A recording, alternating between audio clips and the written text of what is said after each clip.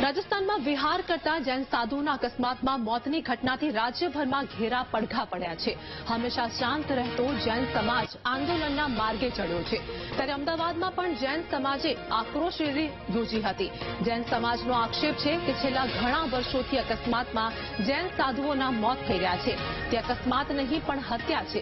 આ કોઈ ચોક્કસ સંસ્થાનું કામ છે જે સાધુઓને ટાર્ગેટ કરે છે। આવી ઘટનાઓ રોકવા માટે કેન્દ્ર સરકાર સ્પેશિયલ સીટની રચના કરે તેવી જૈન સમાજના લોકો માંગ કરી રહ્યા છે। આ સાથે જ વિહાર કરતા જૈન સાધુઓની ચિંતા પણ કરી છે। તેમનું કહેવું છે કે હાઈવે અને રોડ ઉપર પગપાળો માટે પગદંડી બનાવીને તેની જાળવણી કરવામાં આવી, જેથી પગપાળા જતા લોકોની સુરક્ષા થઈ શકે। જૈન સમાજના આગેવાનોએ એવી પણ માંગ કરી છે કે જૈન સમાજના સાધુ સાધ્વીઓને રાષ્ટ્રીય સંપત્તિ જાહેર કરવામાં આવે।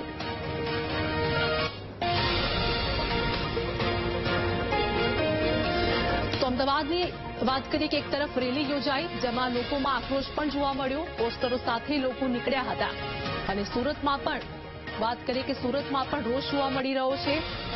શાંત સમાજ હવે અશાંતિ ફેલાયું, જેમાં જૈન સાધુના અકસ્માતમાં મોતથી ભારે રોષ પણ લોકોમાં જોવા મળી રહ્યો છે। અકસ્માત નહીં પણ હત્યા હોવાનો આરોપ પણ લાગ્યો છે। જૈન સમાજમાં ભારે રોષ જોવા મળી રહ્યો હોય તેવા દ્રશ્યો જોવા મળી રહ્યા છે। અને હમણાં જ પાલીની અંદર અમારા આચાર્યદેવ પુંડરીરત્ન સુરેશ્વરજી મહારાજાનું પણ આ જ રીતે એક અકસ્માત થયું। આ અકસ્માતની એક મોડસ ઓપરેન્ડી એવી છે કે નથી એમાં કોઈ ટ્રકને નુકસાન થતું, નથી વાહનને નુકસાન થતું, નથી વાહન કોઈ જગ્યાએ પડી જતું, એક ટક્કર મારી અને વાહન ચાલ્યું જાય છે અને આરોપી ફરાર થઈ જાય છે।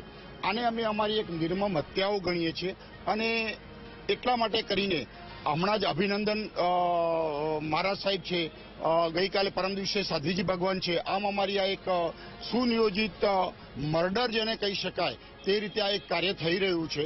એટલે અમારી એક એવી માંગ છે કે ભાઈ આની પાછળ જે કોઈ પરિબળો કામ કરી રહ્યા હોય તેનું ઇન્વેસ્ટિગેશન કરી અને પ્રજા સમક્ષ લાવવામાં આવે। પગદંડી અમુક જ જગ્યાએ સરકારે કરેલી છે, પણ જ્યાં જ્યાં વિહારના સ્થળો હોય અથવા વિહારના માર્ગો હોય તે જગ્યાએ અવશ્ય પગદંડી થવી જોઈએ। પગદંડી થશે તો જ આવી દુર્ઘટના, અકસ્માત, જે કંઈ હત્યા, જે કંઈ કાવતરા છે રોકી શકાશે। આ કાવતરા એકદમ પ્યોર કાવતરું છે ને આમાં કોઈ સંસ્થા ઇન્વોલ્વ હશે એવું લાગી રહ્યું છે। આ અંગે સરકારશ્રીએ સીટની રચના બી કરી છે, પણ સીટની રચના કર્યા પછી જે કંઈ પરિણામ આવે તે સોલિડ પરિણામ આવે અને ભવિષ્યમાં આવું ન બને તે માટે ખાસ સરકાર કાળજી રાખે અને સરકાર આ અંગે પૂરતી તકેદારી રાખીને જૈન સમાજના, અન્ય સમાજના સાધુ સંતો જે સંતો છે તેની રક્ષા માટે સરકાર અડગ રહે, મક્કમ રહે।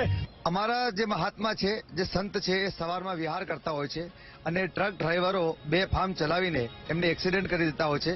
આ વખતે જે ઘટના ઘટી છે એક્સિડન્ટ નથી, કેમ કે જે વખતે જે ઘટના ઘટી છે ત્યાં અમે ગયા છીએ। ટ્રક હાઈવેથી જે નીચે ઉતરે છે પુલ પરથી, ત્યાં 3 ટ્રક નીકળી શકે એવી જગ્યા હતી। જે જગ્યાએ સાહેબની એક્સિડન્ટ થયું, સાહેબનું પુંડરીરત્ન સુરી મહારાજ સાહેબનું, એ છેલ્લે જ્યાં કાચો રસ્તો કહેવાય એ જગ્યા હતા। ટ્રક ડ્રાઈવર એમ કહે છે મને ઝપકી આવી ગઈ ઊંઘમાં, તો ઝપકી આવી ગઈ અને આ બાજુ આમ એક્સિડન્ટ થાય ક્રોસમાં, તો ટ્રક પણ પલટી ખાવું જોઈતું હતું, પણ ત્યાં એક્સિડન્ટ થયા પછી એ પાછો રોડ પર આવી જાય છે। એટલે અમને શંકા છે કે આ એક્સિડન્ટ નથી, આ હત્યા કરવામાં આવી છે। એટલે એના માટે એક એસઆઈટી ગઠિત થાય અને અમને ન્યાય મળે। આ રસ્તા બહુ ખરાબ હોય છે, ત્યાં હાઈવે ઉપર હોય છે, ટ્રાફિક ભયંકર હોય છે, સાધનો ફૂલપાટ સાધનો જતા હોય છે। એટલે ગવર્મેન્ટે ખરેખર પગદંડી બનાવવી જોઈએ અને પગદંડી બનાવ્યા પછી પણ એની સાર સંભાળ લેવી જોઈએ। ત્યાં કાકરા કંકર બધું હોય છે તો એની પણ સાર સંભાળ ખાસ રાખવી જોઈએ।